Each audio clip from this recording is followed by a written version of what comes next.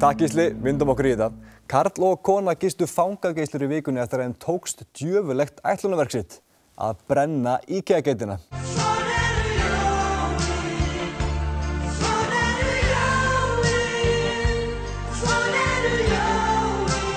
Já, nú mega jólin koma fyrir mér. En Katrín Jakobsdóttir fekk stjórnarmyndunarumboðið frá forseta Íslands í vikunni. Staðan flókin eftir að Bjarni Ben sleit viðræðunum við Bjarta framtíð og Viðreisn vegna þess að þau vildu bjóða upp svona lítið að kvóta. Ef Katrínu tekst ekki að mynda stjórn á næstu dögum færist umboð til Sturlu Jónssonar og það ekkert sem við getum gert í því. Hann fann ákvæði í stjórnarskránni, eða eitthvað.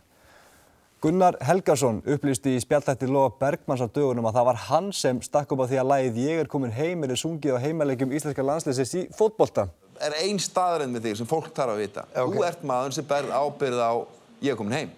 Hvernig gerist það? Ég fer alltaf á völlinn.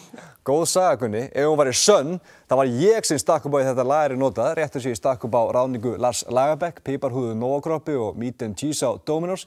Ég var líka fyrstur til að blanda mango tango og kalla pítuna píkuna og ég fann upp á já sæll. En trúfélagið Súistar lofaði fyrir að endurgreiða meðlimum sínum sóknargjöldin. Gjörningurinn vakti mikla athygli, rúmlega 3000 manns bitu á agnið og Súistar í dag eitt stærsta trúfélag landsins.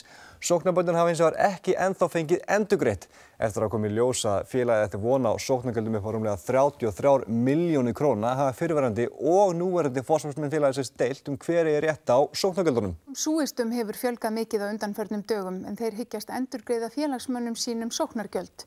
Saga þessa félags nokkuð sérstök og hefur það tengst mönnum sem eru til rannsóknar vegna meintra fjármunabrota. Bræðurnir Ágúst Arnar og Einar Ágústsssyni voru í forsvari fyrir félagið þegar það fekk formlega skráningu fyrir 3 árum.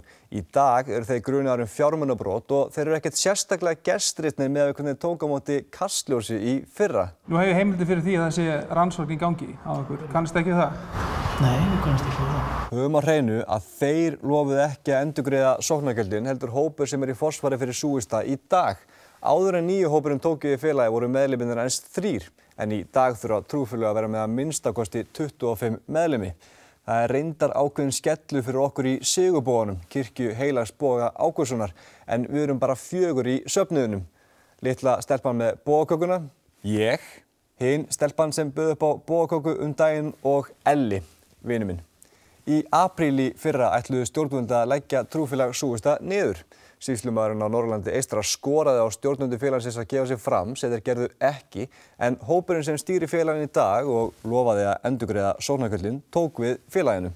Hann auglýsti eftir einhverjum sem vildi hafa félagið, bara í Lögbirtingablaðinu og við sögðum hérna við og þetta nýr forstöðumaður og hann sagði flott og þið bara eru með félagið núna. Flott Með að við þessa lýsingu á hvernig eigendaskiptin fóru fram með kannski ekkert skrítið að lagaleg óvissa ríki gjörningin.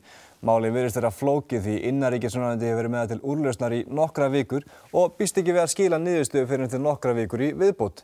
Þangað til ekki víst hver fær milljónirnar 33, sniðugu pólitísku aktivistarnir sem ætla að borga fólkinu sóknargjöldin tilbaka eða mennirnir sem földu sig á bak við hurð þegar Kastljós bankaði upp á.